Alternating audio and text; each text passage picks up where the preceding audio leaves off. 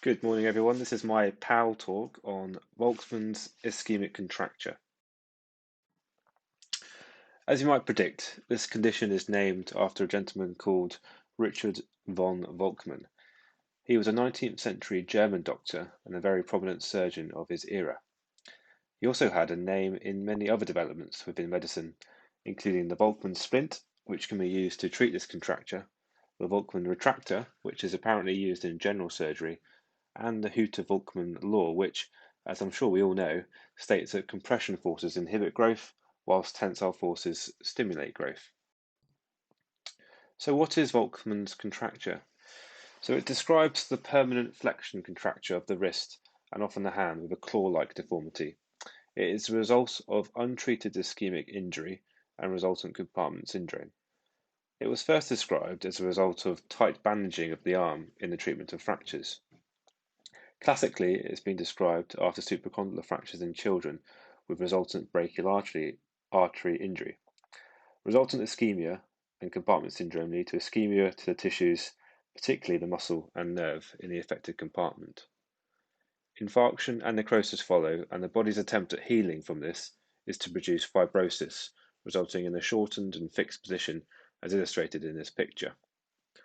The contracture has been classified, and this helps to communicate the functional loss as well as helping guide treatment options.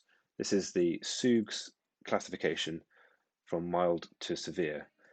Mild usually is with a flexor contracture of 2 or 3 fingers, which is usually the middle and ring, and no sensory disturbance. Moderate sees a flexor contracture of all the fingers and thumb. The wrist adopts a flexed position, claw hand, and there's usually sensory disturbance of the median and ulnar nerve, and in severe cases there's marked contracture of both flexor and extensor compartments. Thankfully, it is rare, since forearm compartment syndrome is fairly rare, and I suspect we are better at recognizing compartment syndrome and acting to prevent its occurrence. Classically, it has been more commonly described in children following elbow injuries. However, I have never seen a case, and I would be interested to discuss whether the more experienced consultants have seen cases. As previously described, it is essentially the sequelae of untreated compartment syndrome. It tends to affect the flexor muscles to a greater extent, and we'll see why in a later slide. In particular, the flexor digitorum profundus and flexor pollicis longus are the two most commonly affected muscles. Commonly, compartment syndrome is seen after fractures, and certainly in children, a severe supracondylar fracture seen in this picture can cause brachial artery injury, and it's always important to watch out for compartment syndrome in these cases. Compartment syndrome can also occur after prolonged ischemia, with the use of tourniquets, as well as two-type plaster casts, and other less common things such as burns, snake bites, and excessive exercise. I think the main take-home message about presentation of compartment syndrome is pain out of proportion to the injury and pain that is refractory to opiate analgesia, and other measures such as releasing plasters, ice, and elevation. Pain on passive stretch is also a sensitive test, as you are causing movement within the compartment that is under pressure and is therefore very painful. Other features such as pulselessness, pallor, paresthesia are late signs that hopefully you can avoid with prompt recognition and treatment. In the case of suspected fractures, it's essential to get an X-ray to demonstrate the associated fracture, and this also gives you an indication of the energy required to cause the fracture and the potential for compartment syndrome. So, as discussed, insufficient arterial perfusion and venous stasis lead to ischemic degeneration of tissues within a compartment.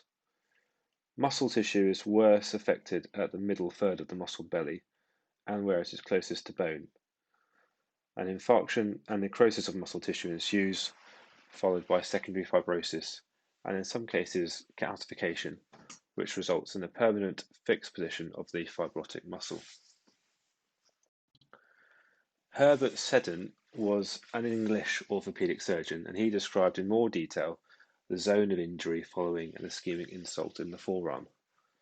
He described it as an ellipsoid shape, with the axis in line with the anterior interosseous artery and the central point in the middle of the forearm. This helps to explain why the greatest damage occurs to FDP and FPL, and also why the median nerve is very much at risk also. On the illustration on the slide, we can see a cross-section of the mid-forearm. This is like a CT scan looking up from the feet of the patient.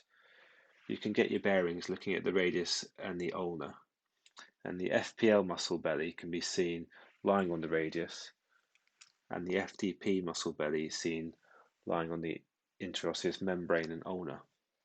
And the anterior interosseous nerve and artery can be seen in between these muscles.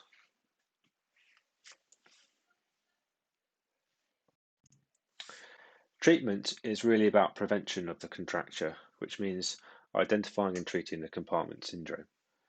The illustration is of the increasing muscle ischemia described by Eaton and Green, and demonstrates the importance of breaking this cycle as quickly as possible with prompt fasciotomy to try and prevent long-term functional loss.